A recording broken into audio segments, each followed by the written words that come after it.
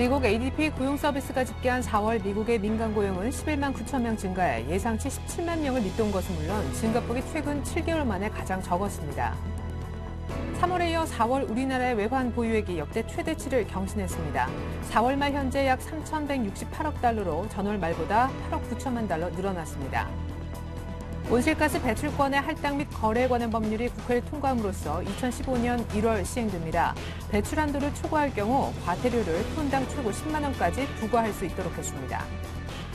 금융당국이 조만간 일부 저축은행의 영업을 정지시킬 계획이어서 적자는 파문이 우려됩니다. 금융위원회는 지난해 9월 적기 시정 조치를 유예받았던 4개 저축은행에 대한 처분 결과를 이르면 이번 주말에 내놓습니다.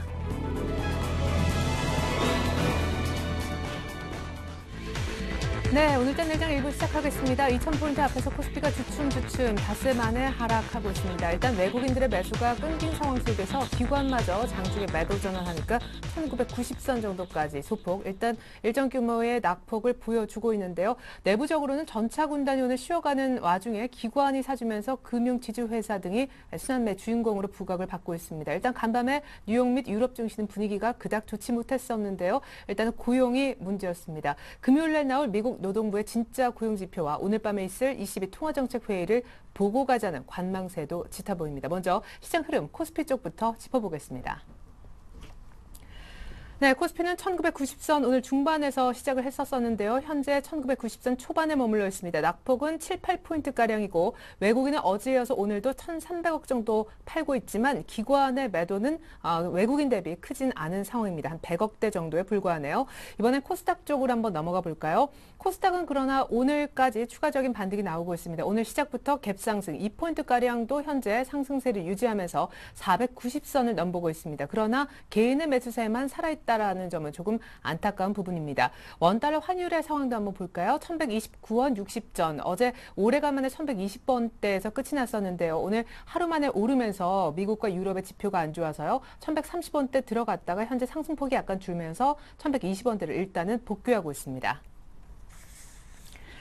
네, 현재 일본은 오늘과 내일 법정 공휴일로 휴장이고요. 중국 증시는 어제 상승폭에 이어서 약간 오늘 차익 실현 매물이 나오는데 오늘장 내일장 일부에서 준비한 소식들 이어서 확인시켜드립니다. 네, 애널리스트에게 듣는다. 오늘은 대신증권 최재식 팀장님으로부터 연이틀 훨훨 날고 있는 코스닥 상승 흐름 이어갈지 향후 증시 흐름 들어보고 금요일날 발표될 미국의 고용지표와 주말에 있을 유럽 선거가 증시를 출렁이게 하는지 변수도 체크하겠습니다. 5인의 투자 전략 오늘은 교보증권 목동지점의 이진행 지점장님과 함께할 텐데요. 최근 기관의 매매 패턴이 어떻게 변화했는지 알아보고 조정 시 투자 전략도 함께 세워보겠습니다. 청성천음의 증시 타파 오늘은 신창원 대표와 함께 마감 전략, 시총 상위 종목 그리고 관심 종목 얘기 들어볼게요. 주간 5% 공략주 리딩 투자증권 윤정훈 주임님이 준비하신 게임주 JCE 추천 사유와 가격 설명 듣겠습니다. 마감 전략은 포트폴리오 오늘 플래너의 연구소 김상균 팀장님이요. 코스피 2000선 코앞에 투자 전략을 세워주신다고 하고요. 실적과 모멘텀을 모두 겸비한 종목, 트로 끝나는 종목 또한 일부 말미에 공개하겠습니다. 네, 시장 흐름 지금 혼조 양상으로 진행이 되고 있는데요. 여의도 쪽으로 가서 시각 한번 확인을 해보죠. 대신증권의 최재식 팀장님부터 만나보겠습니다. 안녕하세요. 네, 안녕하십니까? 네, 코스피는 닷새 만에 하락하고 있지만 코스닥은 연일 상승세이라서 조금 대조적이네요. 네, 오랜만에 이제 코스닥이 이틀 연속 상승 중에 있는데요. 네. 거래소에 있는 삼성전자라든지 자동차주, 일단 주가 숨고르기 하면서 신한내 양상을 보여주고 있습니다. 마침 전체적으로 기관들 투신 중에서 기관의 매도가 많이 약화되었고 개인들의 저가 매수도 코스닥 기술적 반등 영향을 주는 것 같고요. 저는 아직 코스닥의 반등을 아주 기술적인 흐름 정도로 보고 있습니다. 이번 주 금주 나올 미국과 유럽 이벤트의 악화 완화 여부에 따라서 좀 기술적 흐름이 좀 연장될지는 안 될지는 그때 가서야 판단을 해야 되지 않나 싶습니다. 네.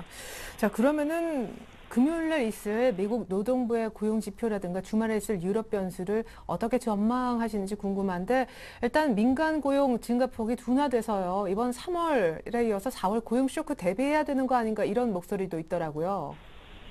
네, 일단은 미리 이제 안 좋을 거라는 거를 지금 예상케 하고 있어서 좀 이제 그날 나올 때 좀 좋게 나온다면 좋게 반응할 수 있을 것 같은데, 현재까지는 뭐 4월 ADP 민가 고용이 7개월 내 최저로 나왔고, 예상치마저 하회를 했습니다.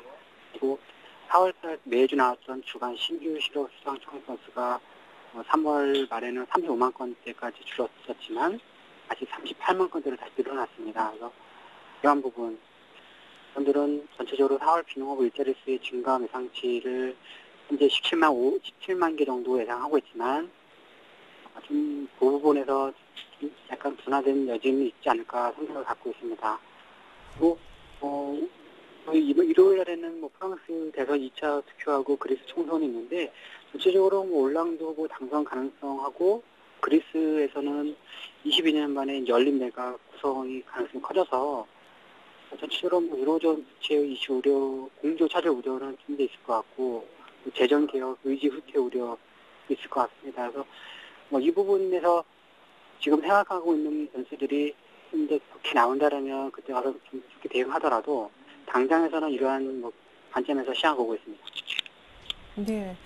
일단은 여러 가지 이벤트들도 오늘 밤에 ECB 통화정책회의까지 잡혀 있어서 확인하고 대응하겠다라는 관망세가 짙은 모습인데 오늘 마감 전략을 좀 세워주신다면요. 네. 오늘 밤에 ECB 통화정책회의, 내일 노동부 4월 고용지표, 일요일 날 유럽 선거 이런 굵직굵직한 이벤트가 있는데요. 일단 이런 이벤트를 확인하기 전까지는 계속적인 기술적인 순환 매직 트레이딩 정도로 판정될 필요가 있지 않나 싶습니다. 큰 흐름의 변곡점은 이번 주 흐름을 지나야지 좀 나타나지 않을까 싶고요. 그래서 뭐 일정 수준의 이동성은 지속적으로 보유하는 게 맞다는 생각이 들고요.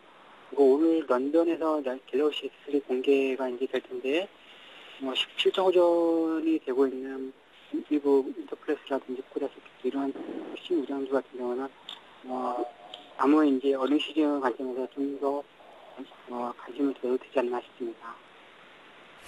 자, 일단 오늘 밤 런던에서 갤럭시 S3 최초로 베일을 벗게 되는데 혹시나 뉴스에 팔자 세력이 나와서 지금 신고가 내달리는 부품주들이 조금 내리지 않을까, 꼭지에 사게 되지는 않을런지 여기에 대해서 한 말씀 부탁드릴게요.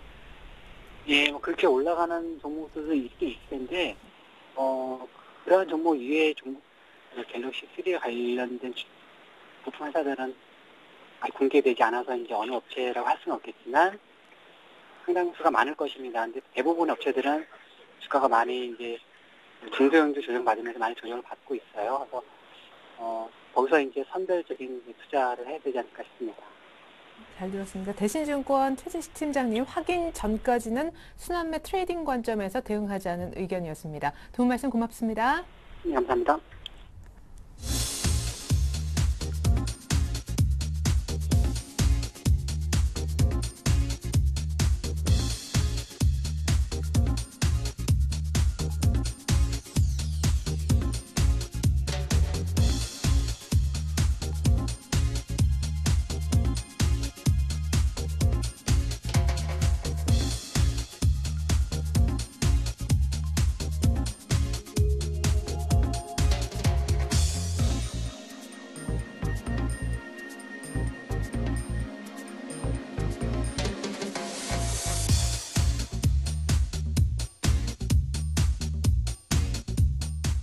네, 이렇게 해서 5분의 의견을 봤는데요. 주도주에 국한된 기관의 매매에 변화가 감지된다. 낙폭과대주를 분할해서 사자는 의견 주신 교보증권 목동지점 이진행 지점장님 만나보겠습니다.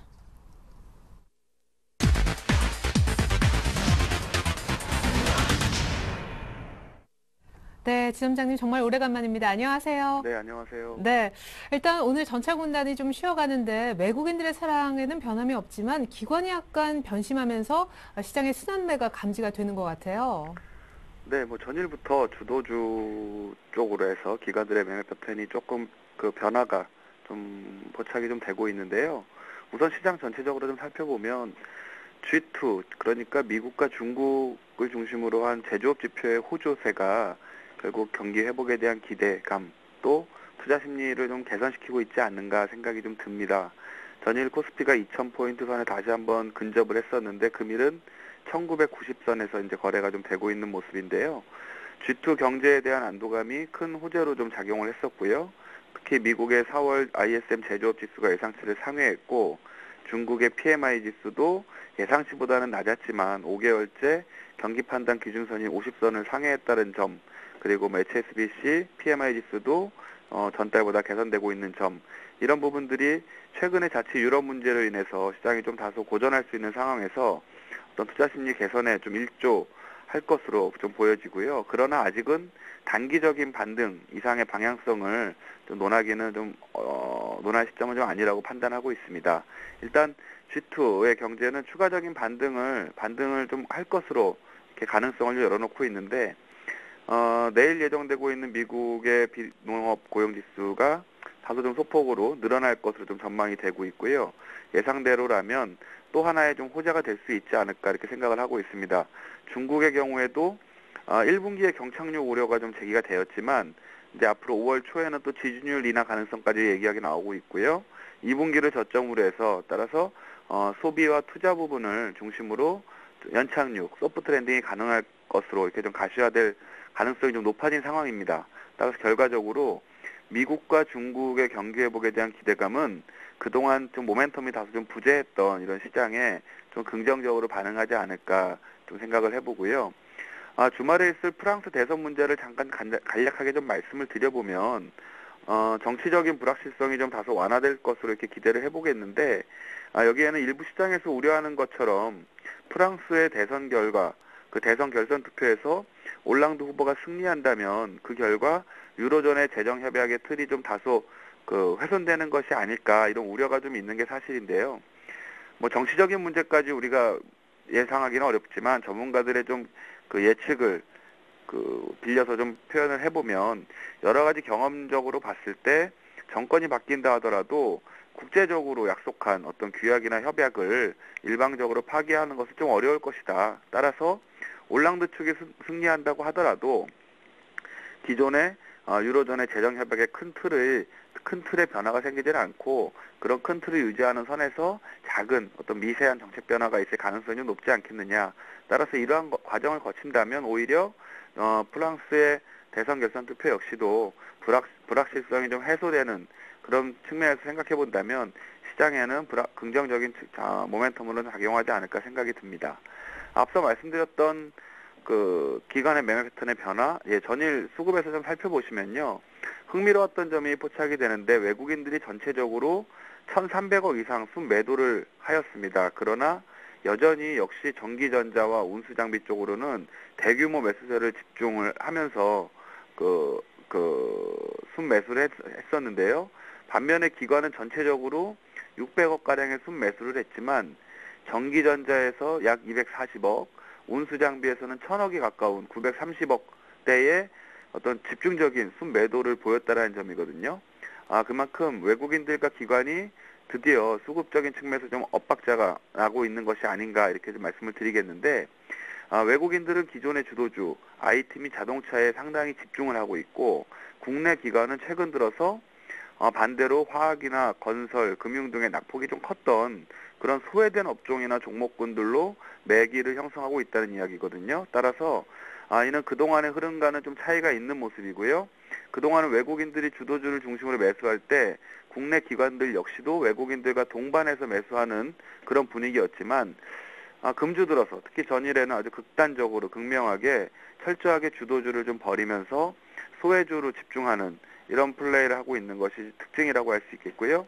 이것이 시사하는 바라면 결국 그렇다고 한다면, 이러한 흐름이 좀 더 지속된다면 주도주의 쏠림 현상이 다소 좀 완화될 수 있을 것이다 라고 판단하고 있고요. 주도주의 경우엔 반면에 기술적인 좀 부담이 있었습니다. 외국인 수급이 워낙 견조하기 때문에 현재로서 당장 주도주들이 추세가 꺾이면서 이제 고점을 치고 조정을 받을 것이다 라고 단정 짓기보다는 추세에는 큰 흐름의 변화는 없겠지만 다소 외국인들의 수급에 의존하는 형태가 될 것 같고요. 반면에 소외주의 경우에는 이 연속성이 어떻게 될지는 모르겠지만 가격적인 매력도를 가지고 국내 기관의 수급이 상당히 좀 개선될 여지가 높아지고 있다라고 판단해 볼 수가 있겠습니다. 따라서 우리의 전략이라면 이러한 기관과 외국인들의 엇박자 속에서도 분명 외국인들과 기관이 동반 순매수하는 그런 업종이나 종목들이 좀 보일 건데요. 뭐 특히 예를 들면은 전기전자 업종 내에서도 오히려 삼성전기나 삼성 SDI 같은 종목으로는 기관의 매수세가 꾸준히 유입되고 있는 점이 좀 특징이라고 할 수가 있겠습니다.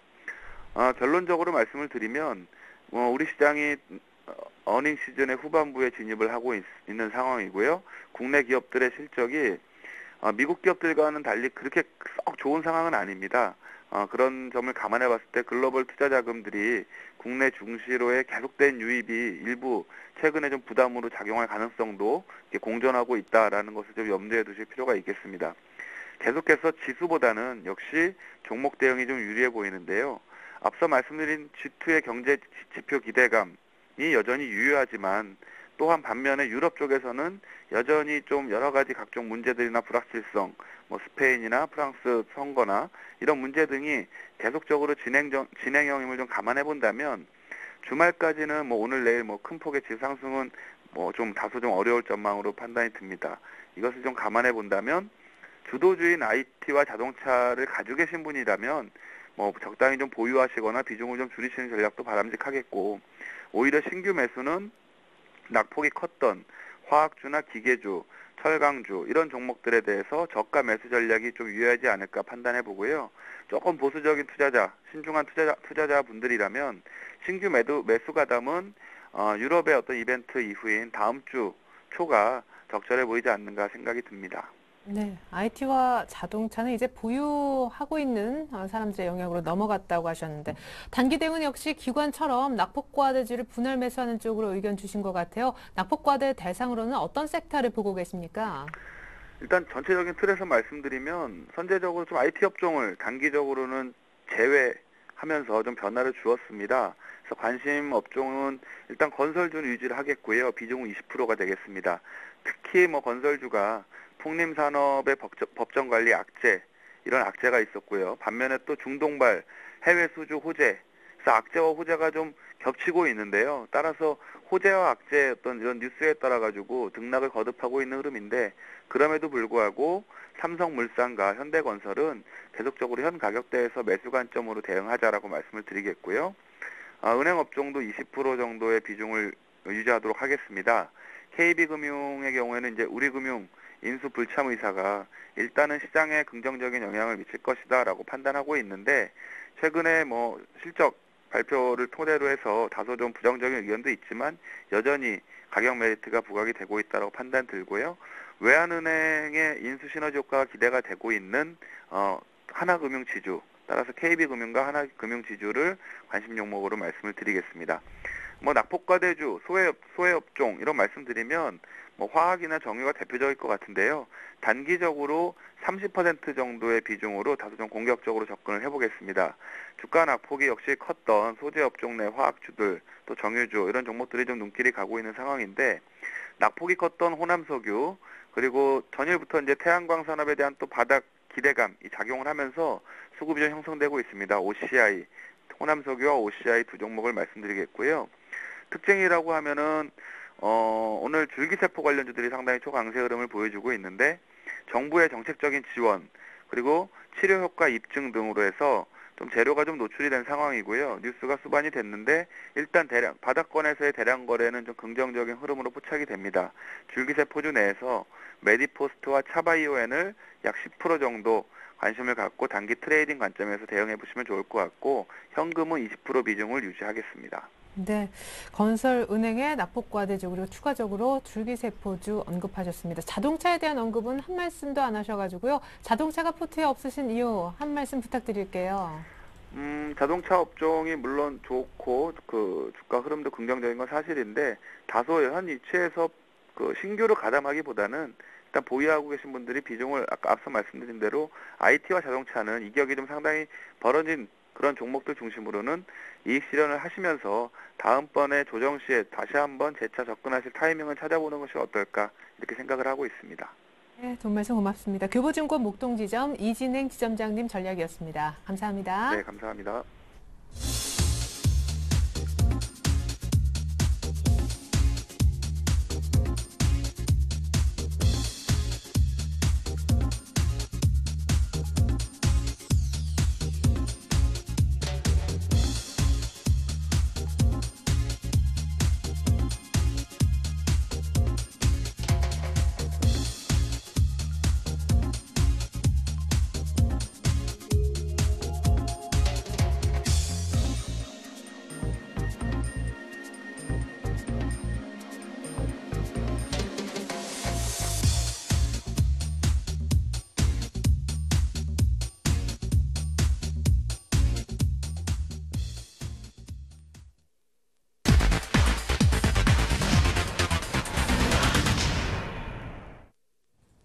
안녕하세요. 청송촌동 증시타파의 김보람입니다. 신청한 대표 전화 연결해서 오늘장 이야기 나눠보고요. 대응 전략까지 꼼꼼하게 세워보겠습니다. 대표님 안녕하세요. 예, 안녕하세요. 청송촌동 신청환입니다. 앵커님 안녕하세요. 네, 1990선 중반 저항을 누누이 강조하셨었는데 오늘도 2000선을 눈앞에 두고 주춤거리는 모습이었습니다. 외국인과 기관도 매도하면서 1990선도 조금 불안한데요. 대표님은 오늘장 어떻게 보셨나요? 예, 요즘 굉장히 힘들죠. 제가 이구동성으로 뜯을 때 자동차주, 특히 전차 주식을 일단 매도에 동참을 해야 된다 이렇게 했는데요. 일단 동참을 하셔야 되지 않을까 이렇게 생각하고 있고요. 지금도 늦지 않았다 이렇게 제가 분명히 여러분에게 말씀을 드리고 있습니다. 뭐 장 자체가 일단 21일평 자체에서 굉장히 21일평이 이제 굉장히 여러분 보실 때 지금 21일평을 보면 안 되고요. 떨어지는 21일평을 봅니다. 그래서 오늘부터 21일평 캔들을 볼 때 이 캔들에서 오늘 이 저항이 이제 굉장히 무서운 그런 21일평이 계속 나오고 있습니다. 그래서 제가 볼 때는 앞으로 제가 뭐 궁극적으로 2020까지 한번 가기는 가겠지만 장 자체가 여기서 한번 조금 다져야 되지 않을까 이렇게 생각을 하고 있고요. 일단 장 자체가 제가 볼 때 뭐 61일평에서 저항도 있지만 일단 21일평에 안착이 중요하다 이렇게 볼 수 있겠습니다. 그래서 제가 오늘 아침에 여러분에게 5일이평 그리고 이제 11일평 5일과 11일평이 돌아나올 때 특히 11일평이 지금 오늘 그 11일평 저항에서 결론은 이동평균 11일평이 아니고 과거 10일 캔들에 대해서 저항을 받고 있는 이런 모양을 보이고 있기 때문에 역시 이 평을 속일 수 없다 이렇게 볼 수 있겠습니다. 그래서 지금 제가 볼 때는 뭐 좀 주가가 급락은 나오지 않지만 제가 볼 때는 우리 또 그 많은 시청자 여러분께서 온 동네 뻐꾸기 X들이 특히 자동차 주식에서 풀어있는데 제가 어제부터 자동차 주식을 계속 팔아야 된다고 했는데 오늘 아침까지도 참 뭔지를 모르면서 자동차주를 지켜봐야 된다. 뭐 심지어 어느 X는 뭐 30만 원대까지 간다. 이런 그 이야기를 하고 있는데 그런 X들 말 들으면 안 된다. 제가 분명히 말씀드리겠고요. 지금 외국인과 기관들이 개인들 그 돈 먹는 거를 놔두지 않습니다. 놔두지 않기 때문에 여러분께서 한번 봐셔야 된다. 일단 냉정하게 볼 필요 있다 이렇게 보고요. 지금 매물대를 보면 장 자체가 거의 2222성에서 이제 매물대가 오늘부터 매물 걸리는 자리입니다. 매물 걸리는 자리이기 때문에 주가가 뭐 급락은 제가 볼 때 내일이나 다음 주 화요일 한번 나오지만 다시 주가가 반등하거든요. 그래서 매물 소화 국면이 조금 필요하지 않을까 이렇게 생각을 하고 있고요. 장 자체는 절대 이제 쉽지 않은 장이다 이렇게 저는 누차 말씀드립니다. 지금 이제 그물망차들을 한번 볼 것 같으면요. 이제 전형적으로 이제 그물망차들가 지금은 전형적인 조정이 눌림목이 있습니다만 그래도 이 아랫부분에서 저항이 굉장히 있는 모양이거든요. 그래서 일단 그런데 이제 1950까지는 없습니다. 그래서 제가 이제 1950 전후에서 한번 갈 거다 그때 이야기를 했는 거고요.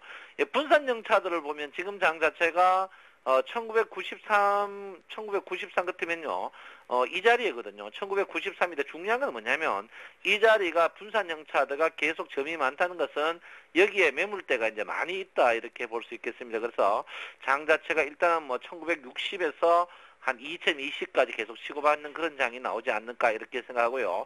플로어 차트로 보면 주가가 상승이 굉장히 둔탁해지는 모양이 보입니다. 주가가 플로어가 상승할 때 보통 그 날카로운 면을 보여야 주가가 상승하는데 상승하지 못하고 주가가 둔탁한 모양을 보인다는 것은 조금 쉬어가는 자리가 아닌가. 오늘 아침에 제가 이제 렌코 차트도 보여드렸고 가기 차트도 보여드렸고 또 스윙 차트를 볼 때 보통 그 스윙이나 가기 렌코 차트 같은 경우에는 전형적으로 이제 장이 상승하더라도 진짜 상승장이냐 하락장이냐 볼 때 여기 보는 그런 모양이 아닌가 이렇게 생각합니다. 그래서 아무쪼록 제가 볼 때는 지금 장 자체가 거의 움직이지 않습니다. 1990에서 1998 전후에서 계속 인데 제가 볼 때는 선물에 대해서 굉장히 민감하게 전부 보고 있다 이렇게 보시면 될 것 같고요.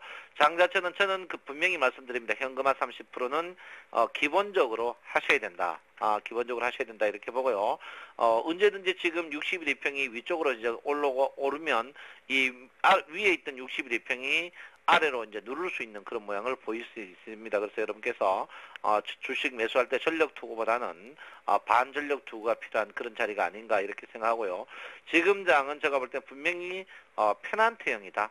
페난트형에서 장이 부딪히는 그런 모양을 보이는 심사가 아닌가 이렇게 생각하기 때문에 현금화에 조금 주력하는 편이 낫다 이렇게 제가 분명히 말씀을 드리겠습니다. 네, 말씀 중에 자동차주는 반드시 다 매도하라라는 말씀이 있었는데요. 자동차주 다 올라왔다고 보시는 건가요? 그렇다면 그 이유도 좀 궁금하고요. 오늘장의 하락을 매수액 위에도 보시는 분들도 굉장히 많을 것 같은데요. 예, 일단 지금 핵심적인 거 한번 볼 것 같으면, 이제 네. 건설 운수장비죠. 운수장비 자동차를 보면 전형적으로 이제 장대봉 두 개 났거든요. 제가 이제 어제 자동차주를 전형적으로 이제 여기를 매도를 하락하는 이유 중에 하나가 있습니다. 이 자동차 주식은 여러분 보다시피 이제 신용 주식 수급하고 굉장히 민감한 부분을 갖고 있는데요. 예, 신용 민감한 부분을 볼 것 같으면, 자동차 주식들이 굉장히 신용이 지금 많이 갖고 있는데 이제 많이 떨렸어요. 그래서 자동차 주식을 지금 한번 보겠습니다. 예, 지금 자동차 주식을 볼 것 같으면 자동차주 3대 이제 현대차를 볼 것 같으면 현대차가 이번 주가가 상승하기 전에 이제 심리도가 과열해서 꼭지에서 과열해서 이탈하는 모양을 보이고 있습니다. 그래서 제가 볼 때는 보통 과열 이탈해서 50 이하 갈 때 주가 추격 매도 하셔야 되는 그런 부분이고요. 또 하나는 이제 자동차주가 이제 신용 부분을 한번 볼 것 같으면요. 굉장히 제가 이제 이 화면을 틀면 굉장히 이제 화가 나는 그런 부분인데, 이제 신용 부분이 항시 자동차 주식은, 개인들을 물미기는 그런 게 있습니다. 전형적으로 이제 자동차 주식이 바닥에 항시 신용으로, 대량으로 사는 그런 걸 보이는데요. 그런 거 볼 것 같으면 지금 여기 보시면, 한번 여기 보시면, 이게 이제 신용잔고입니다. 신용잔고인데, 이 자동차주를 이제 특히 자동차 주식을 저점에 신용 사는 사람은 거의 신의 아들입니다. 왜냐하면 가장 저점에 사고 가장 꼭지에 팔고 저점에 사고 꼭지에 팔고 저점에 사고 꼭지에 팝니다. 하루도 오차 없이 팔거든요. 그러면 이 말은 뭐냐면 자동차주는 전형적으로 기관이 이제 많이 타는 종목인데 이번에도 보면 자동차주가 제일 저점에서 매수해가지고 제일 고점에서 지금 팔고 있는 그런 자리입니다. 결론은 뭐냐면 자동차주는 저점에 이제 신용이 늘어나는 종목. 특히 자동차주를 대량으로 저점에서 신용으로 사는 사람들이 일반인들이 절대 살 수 없고 정보가 누출됐다. 특히 기아자동차 보면 이거는 나쁜 놈이다. 이런 걸 감독원이 조사해야 돼요. 가장 저점에 신용을 풀로 사가지고 하루도 오차 없이 신용을 고점에 팔았는 이런 부분을 어떻게 설명해야 될지 모르겠어요. 이거는 자동차 특히 고가주들은요. 1년 365일 이렇습니다. 1년 365일.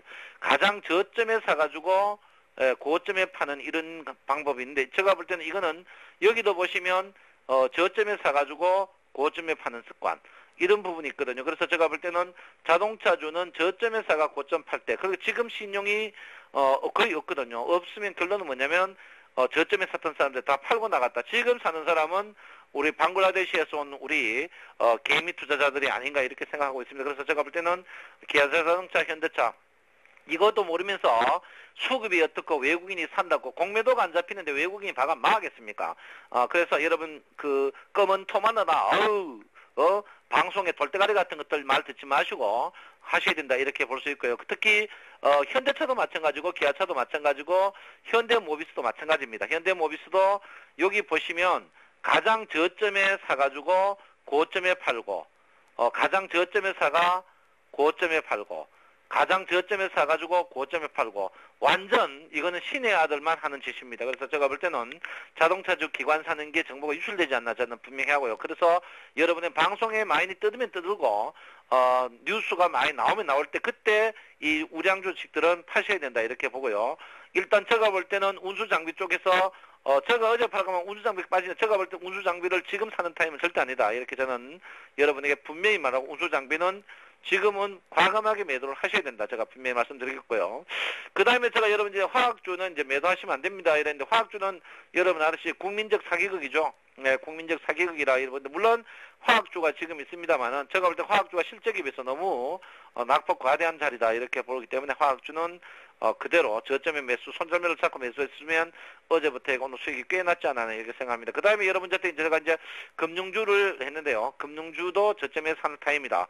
그리고 제가 여러분한테 지속적으로 봐야 될 거는 이제 건설주와 이제 조선주라고 했는데요. 모든 것이 지금 그 기술적 분석도 안 맞습니다. 기본적 분석도 안 맞고 지금 맞는 게 이제 초월적 분석이거든요. 낙폭 과대보다 더 좋은 자리는 없다 이렇게 봅니다. 그래서 여러분께서 낙폭 과대 종목 중에 우량주를 매수하셔야 된다 이렇게 봅니다. 지금 자리는 여러분 누가 뭐래도요. 어느 작것들이 말해도 20일, 60일 데드크로스는 누구도 말리지 못합니다. 과거 20일, 60일 데드크로스를 한번 보십시오. 과거 20일, 60일 데드크로스에서 주가가 떴으면은 내가 손에 장을 확 찢어버릴 테니까요. 그러니까 지금 자리에 장 뭐 더 간다 하는 친구 있으면 그 친구 데려오세요. 내하고 정면으로 한번 붙을 테니까요. 그러니까 뭐 셋이 보이고 뭐고 다 그 닭대가리들이니까 여러분 그런 거 절대 믿지 마시고요. 지금 장은 현금화에 주력하면서 낙폭 과대 우량주에서 집중적으로 매집하는 게 좋다. 그 대신 현금화는 기정사하시고요. 지금은 절대 물타기가 안 되고 불타기 소량 매수해가지고 주가가 상승하는 타임에서 추가로 매수하는 그런 모양을 보여야 된다. 이렇게 제가 분명히 말씀드리겠습니다. 네, 오늘 말씀 잘 들었습니다. 도움 말씀 고맙습니다, 대표님. 감사합니다. 네, 청송촌돔 증시타파는 굿모닝 대박예감 2부에도 이어진다는 점 꼭 기억하시길 바랍니다. 지금까지 김보람이었습니다.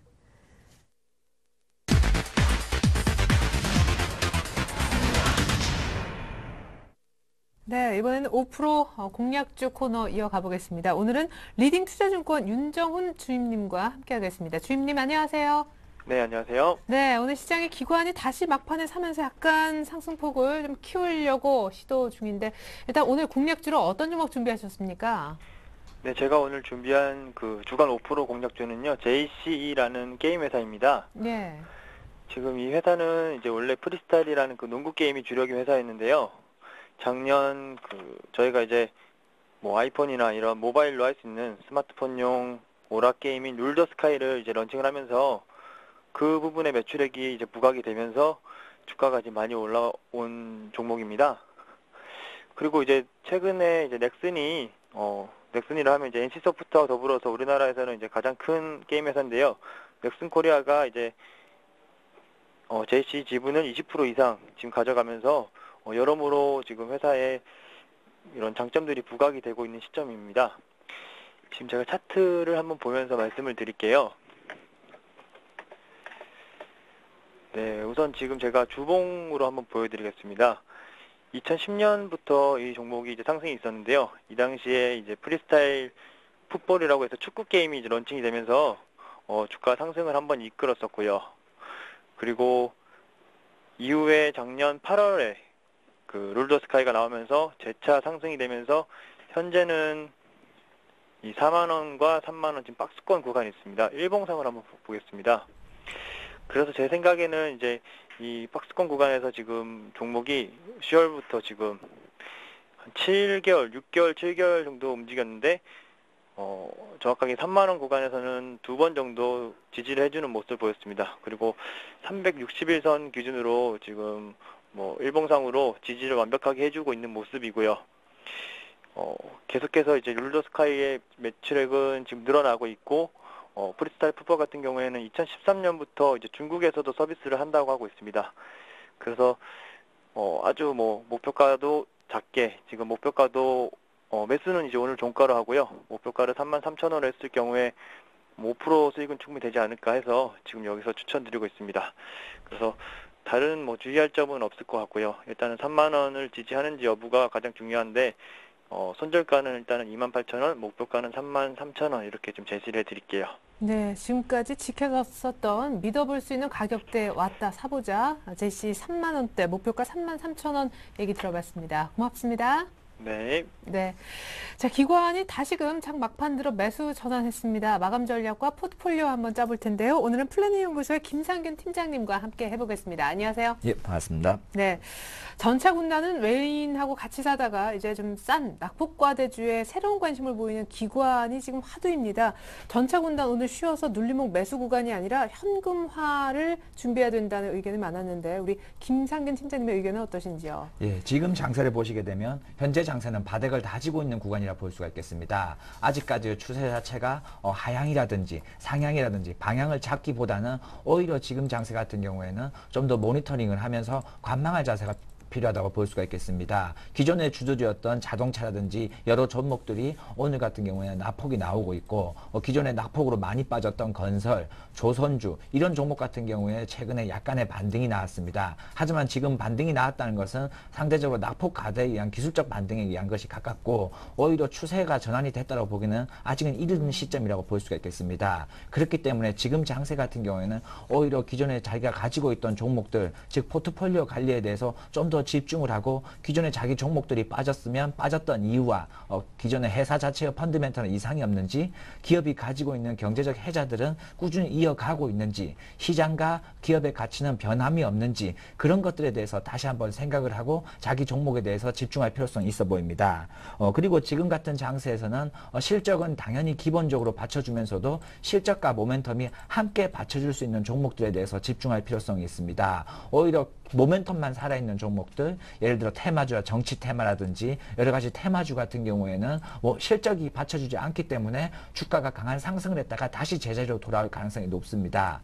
그리고 실적이 받쳐주는 종목 같은 경우에는 지금 장세에서는 코스닥이 워낙 약세를 보이고 있고 전체적인 지수가 흐름이 약하기 때문에 흐지부진한 모습을 보이지만 실적과 모멘텀이 같이 받쳐주는 종목 같은 경우에는 최근에 강한 흐름을 보여주는 장세를 보일 수가 있겠습니다. 그렇기 때문에 지금 이 구간에서는 오히려 실적과 모멘텀이 같이 받쳐줄 수 있는 그런 종목들에 좀 더 집중을 하고 기존의 종목들에 대해서도 꾸준히 모니터링을 하면서 포트폴리오 관리하는 것이 현재 장세라고 볼 수 있겠습니다. 네.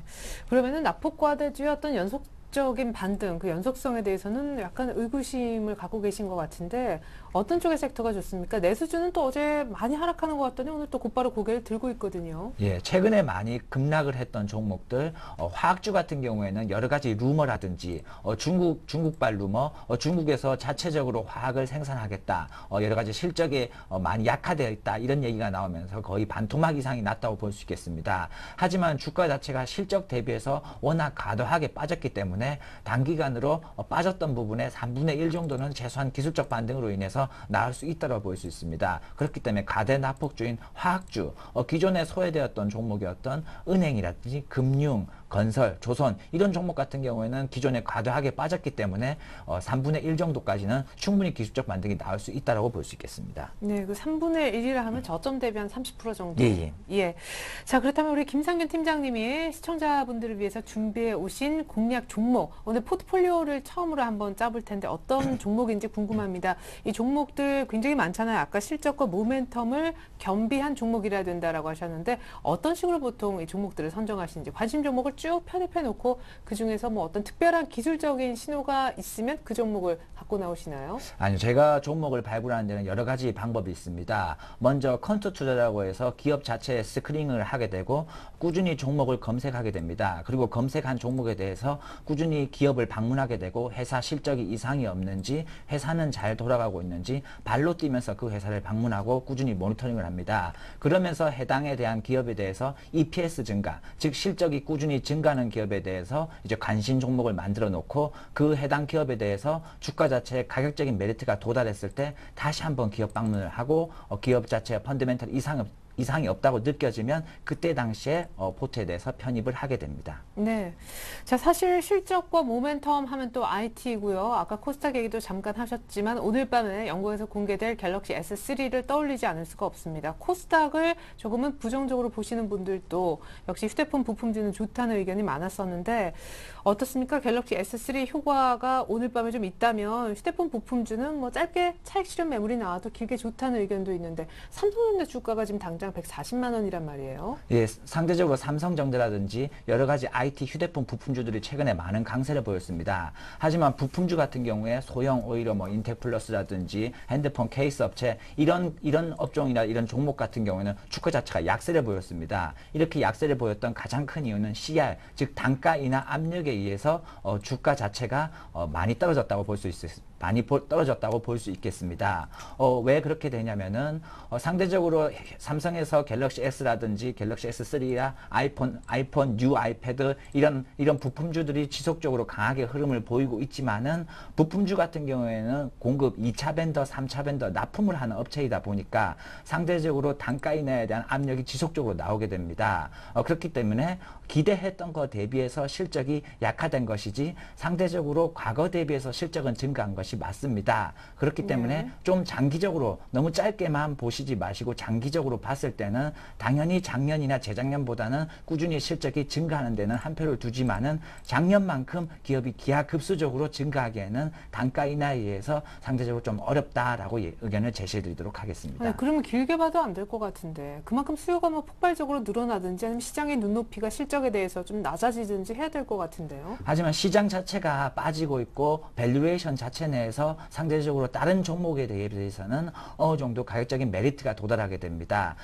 과거에 얘가 퍼가 한 3 정도였지만은 향후 퍼가 2 이하로 내려갈 거다. 즉 과거 미래의 EPS가 증가하면서 꾸준히 퍼가 내려가게 되면은 오히려 저평가되었다는 인식이 증가하면서 장기적으로는 충분히 가격적인 메리트가 도달하게 됩니다. 그렇기 때문에 꾸준히 그런 IT 부품주 같은 경우에는 너무 짧게 갤럭시 S3가 판매한다고 해서 단기적으로 5% 4% 먹고 빠지기보다는 장기적으로 20-30% 이상은 충분히 날 수 있다고 볼 수 있습니다. 특히 휴대폰 케이스 업체인 뭐 모베이스라든지 뭐 신양 뭐 이런 종류 같은 경우는 아직도 퍼가 3에서 4 정도밖에 되지 않습니다. 평균적으로 과거 추세를 비교했을 때 그런 업체 같은 경우는 퍼가 7에서 8 정도까지는 꾸준히 움직였기 때문에 주가는 자체적으로 5%가 아닌 100% 정도의 상승 확률은 충분히 가지고 있다라고 볼 수 있겠습니다. 네, 휴대폰 부품주들은 좀 긴 안목에서 보시면 더 큰 수익 거두실 수 있을 것도 같네요.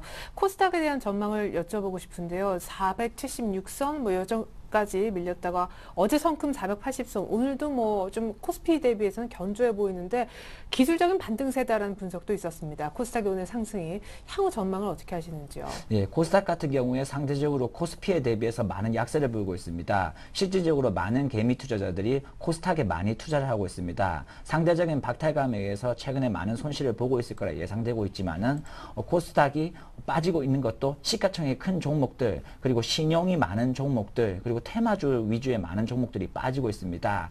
오히려 실적이 받쳐주고 있고 모멘텀이 꾸준히 증가할 수 있는 그런 기업 같은 경우에는 주가 자체가 약세를 보이기보다는 오히려 횡보하는 모습을 보이고 있습니다. 그렇기 때문에 실적과 모멘텀이 받쳐줄 수 있는 그런 종목군에 의해서 꾸준히 분할 매수를 하게 될 경우에는 장기적으로는 큰 이득이 볼 수 있는 구간이라 볼 수 있겠습니다. 단기적으로 너무 빨리빨리 5% 10% 이득을 내기 위해서 접근하기보다는 가치 투자라는 실적이라는 것에 모멘텀을 두고 장기적으로 접근할 경우에는 충분히 100% 이상의 수익이 날 수 있다고 볼 수 있겠습니다. 아니요, 그러면 코스닥은 4월의 고점이었던 506포인트, 500선 회복이 좀 빠르게 이루어질까요?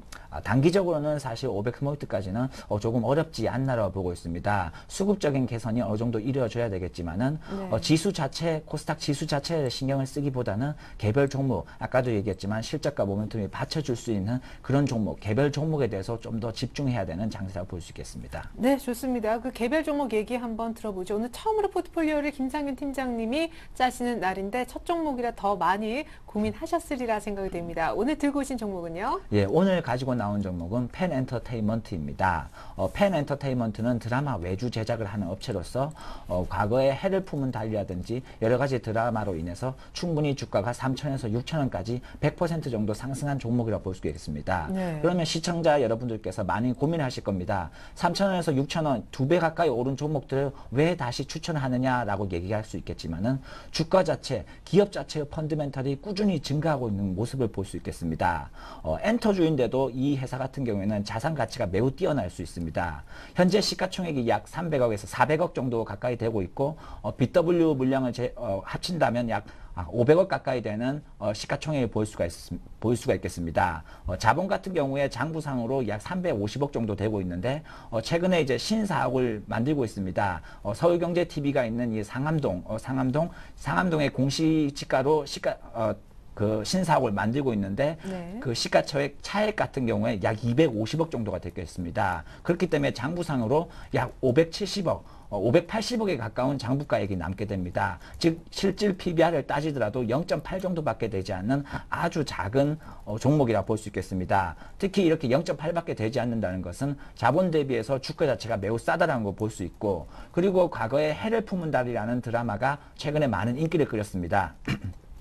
이렇게 해를 품은 달이 실적이 꾸준히 증가하는 것은 2분기부터 본격적으로 반영이 됐습니다. 그렇기 때문에 이 펜엔터테인먼트가 꾸준히 증가할 가능성이 매우 높습니다. 2분기부터 실적이 가시화되면서 3분기, 4분기 지속적으로 올해 약 90억 가까운 영업이익이 날 것으로 예상하고 있습니다. 그렇게 따지면 약 퍼가 약 4에서 5배 정도 움직이는 것을 볼 수가 있는데, 다른 드라마 외주 제작업체인 IHQ라든지 IHQ라든지 다른 드라마 제작업체 같은 경우에는 PBR이 3, PER이 약 10배에서 20배 정도까지 움직이고 있는데, 드라마 대장주의 같은 펜엔터테인먼트 같은 경우에는 그 절반도 되지 않는 가격 정도 내에서 움직이고 있다고 볼 수 있겠습니다. 즉 100% 상승할 확률이 높다고 볼 수가 있겠습니다.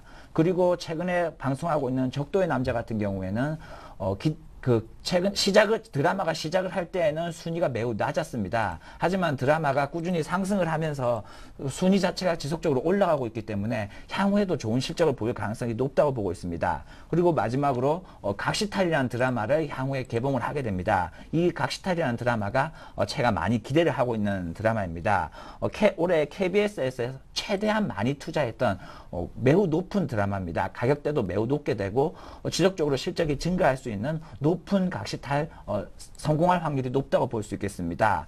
그리고 신사옥이 이전되면서 그 임대 수익이 발생하게 됩니다. 약 1년에 30억 가까운 임대 수익이 발생하면서 기존의 순이익 5억밖에 안 되던 회사가 임대 수익, 드라마 판매, OST 여러 가지 이뤄서 지속적으로 회사가 성장하고 있다고 볼 수 있겠습니다. 그리고 드라마 외주 업체가 지속적으로 성장하는 가장 큰 이유는 종편이라는 게 생기면서 마찬가지로 드라마 외주 업체에서는 오히려 드라마에 대해서 환경이 편해지고 실적이 증가할 수 있고 회사 자체의 펀드멘탈이 지속적으로 변할 수 있는 모습이다라고 볼 수 있습니다.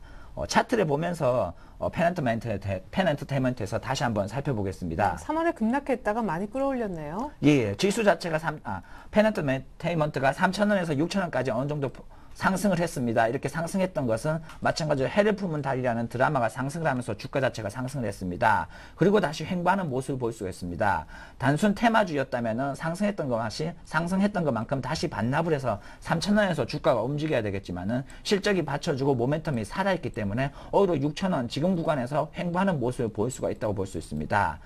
기존에 제가 언급했던 신약이라든지 JT 이런 종목 같은 경우에도 다 100% 이상 수익이 났습니다. 마찬가지로 펜엔터테인먼트도 지금 6,000원 정도의 가격 정도라면 충분히 장기적으로 봤을 때는 짧게 봤을 때는 8,000원, 장기적으로 봤을 때는 12,000원 정도의 가격까지는 충분히 상승할 수 있다고 볼 수 있습니다. 지금 구간에서 꾸준히 분할 매수를 해서 장기적으로 약 8개월 정도 보유하시면은 약 100% 가까운 수익이 날 수 있다고 얘기할 수 있겠습니다. 네, 포트에 몇 %로 넣으시는 거죠? 예, 현재의 비중은 약 20%지만 네. 추가적인 하락이 나오거나 시장의 리스크에 의해서 추가적인 하락이 나올 경우에는 포트 비중을 충분히 늘릴 계획이 있습니다. 네, 장기적으로 보자. 펜엔터. 그렇다면 이제 첫 포트폴리오가 완성이 된 것 같습니다. 김상균 팀장님의 완성된 포트폴리오 보여드립니다. 자, 드라마 제작 업체로 유명하죠. 해를 품은 달 제작했었던 펜엔터테인먼트를 장기 관점에서 무려 8개월 정도 보자 비중은 20% 오늘 처음으로 실어주셨습니다. 현재 적도의 남자로도 꾸준한 시청률을 확보하고 있는 펜엔터인데요. 앞으로 허영만 화백의 기대작인 각시탈도 준비 중이라고 하죠. 1차는 8,000원, 2차는 12,000원까지 목표가를 제시하셨습니다. 오늘 종가에 매수해 보시면 좋을 것 같은데 현재는 6,000원이 살짝 못되는 주가를 보여주고 있습니다. 네, 이렇게 해서 마감 전략과 포트폴리오까지 플래너 연구소 김상균 팀장으로부터 도움 말씀 들어봤습니다. 감사합니다. 수고하셨습니다. 네, 코스피 낙폭 빠르게 줄입니다. 기관이 막판에 다시 사주고 외국인들이 선물을 많이 사면서 프로그램의 도움도 받고 있습니다. 전 잠시 후 종가 들고 2부로 다시 돌아오겠습니다. 고맙습니다.